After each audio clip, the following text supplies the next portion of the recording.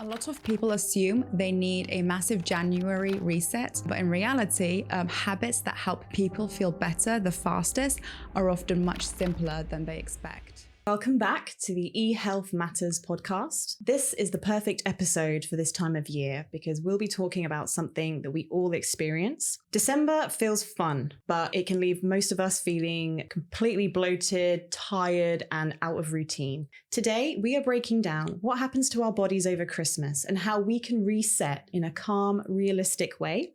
I am joined by Lara, our registered dietitian who sees firsthand what people struggle with in January. Welcome, Lara. Thank you. Thank you for having me on the podcast. I'm Lara. I'm a registered dietitian. So December in general tends to change the whole landscape of how we eat, sleep, and move.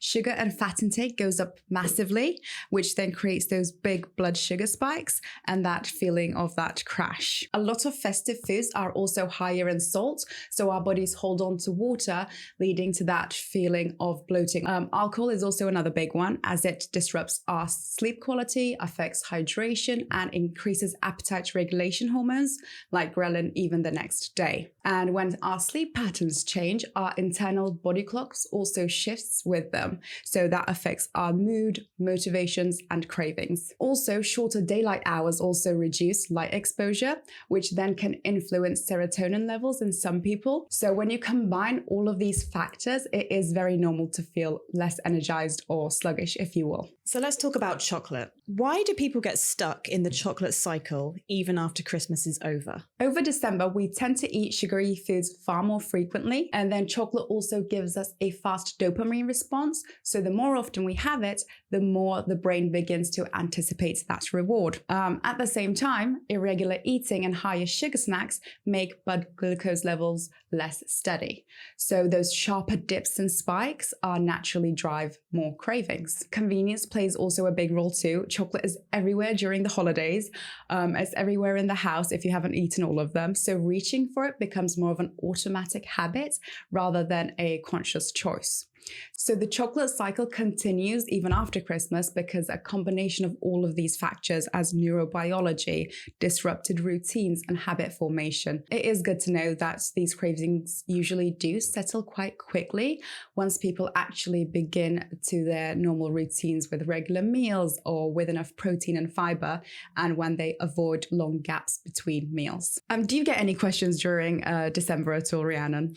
We do. The most common questions that we tend to get in pharmacy are around why am I so bloated all the time? Why am I still tired?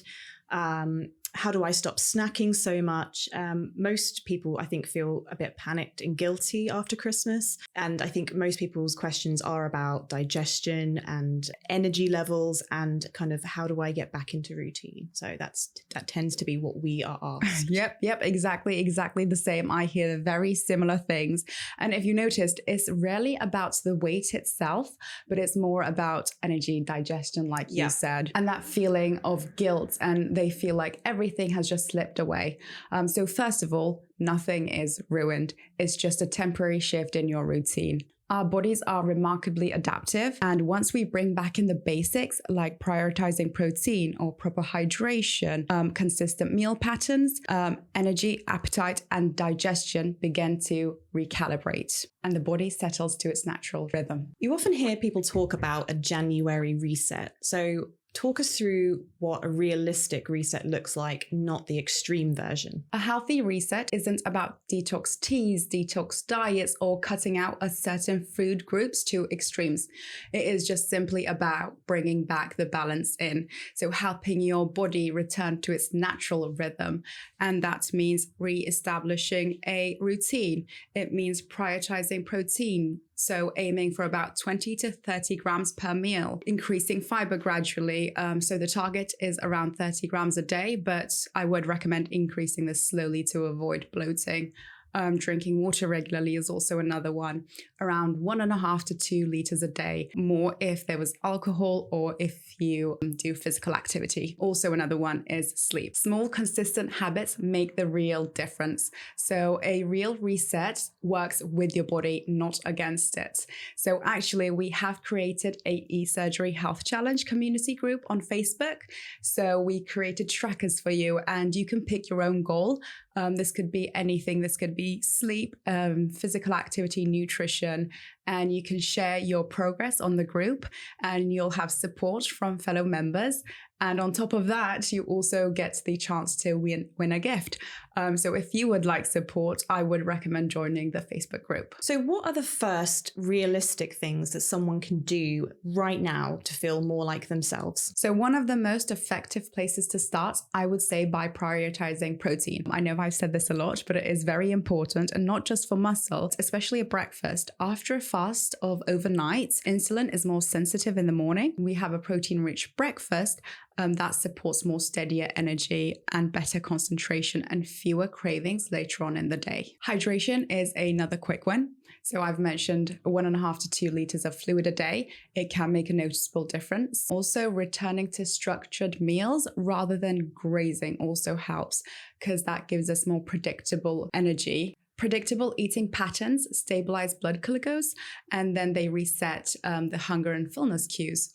And if activity has dropped over December, which is quite normal, I would say get back into some gentle movements, anything that you like to doing without overwhelming yourself. Also, most importantly, you do not have to have a perfect routine. Just a few consistent habits are enough to start feeling like yourself again. Because people improve quickly once they return back to structure. I think it's really those simple swaps that make the biggest difference. So for someone wanting healthier habits this year, where is the best place to start? Okay, so I have kind of given a few examples of what you can prioritize and what you can start doing now. But the best place to start, I think, would be by clarifying your personal motivation. So knowing your why. Behavior change is far more effective when it is personal for you. From there, just focus on one habit, whether this is adding more fiber to your diet or adding protein to each meal or maybe sleep, anything. What matters most is that habits should feel realistic enough to repeat on most days because consistency is what creates change. I recommend also tracking your habits because tracking progress can also help even with something like a food diary or a checklist, as it builds awareness and shows patterns you might miss otherwise. Small, consistent steps are far more effective than big but short-lived ones. So let's talk about the most common January complaint, bloating. What causes it? Yes, we do hear bloating quite a lot, and bloating after Christmas is very common, and it is usually a factor from a few combinations. So portions go up, fat, sugar, and salt often increase over the festive periods, which is okay and normal. Higher fat meals do slow gastric emptying, and higher salts can lead to fluid retention. So when you are combining these, you do get a more heavier and bloated feeling. So fiber also does tend to drop in December in some people. And then when January hits, people suddenly increase it. And if it's a rapid rise, fiber actually can produce more gas temporarily as the gut bacteria adjusts. So it is very important to increase your fiber gradually. You can also choose fermented foods like yogurt or kefir as they can support your gut function. I do get a lot of questions about supplements if they are necessary during this season. And honestly, I wouldn't recommend it. It is specific to everyone.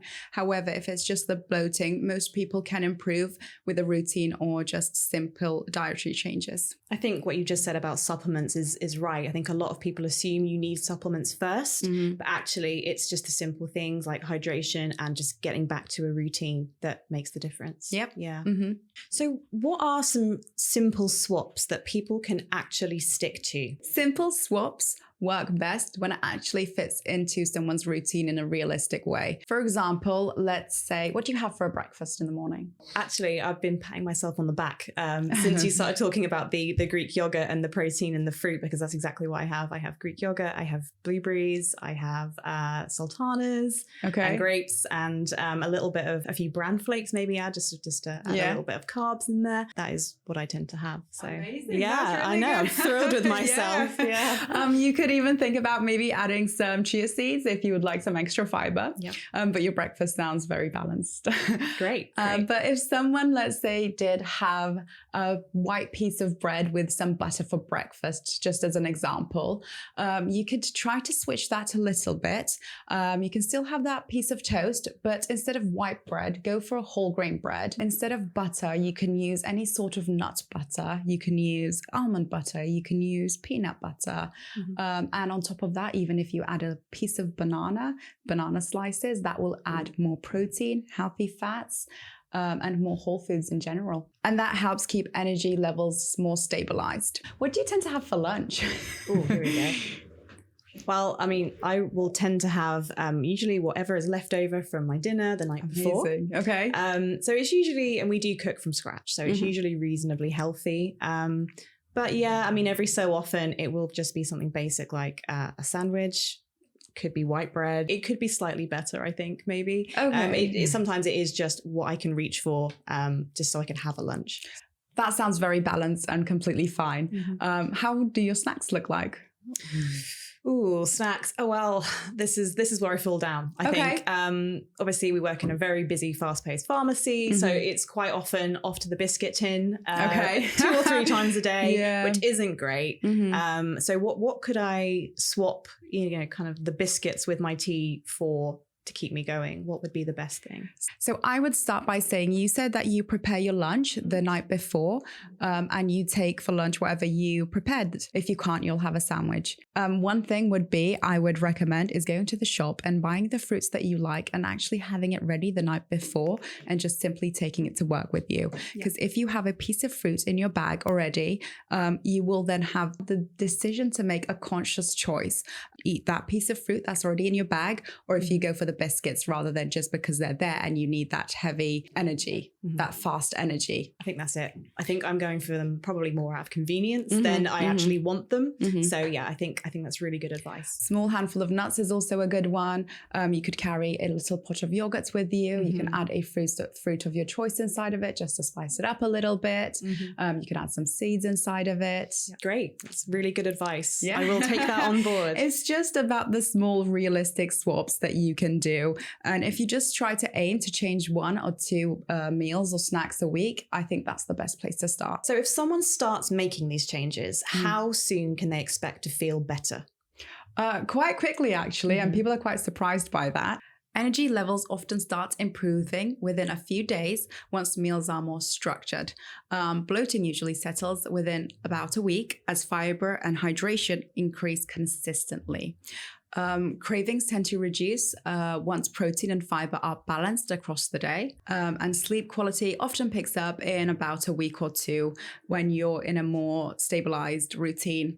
And the body does respond very well to consistency. So even the modest changes can create noticeable improvements quite fast. So if someone listening to this is feeling overwhelmed or guilty about their Christmas eating, what's the one message you'd like them to take away? Oh, okay. There is no need for guilt.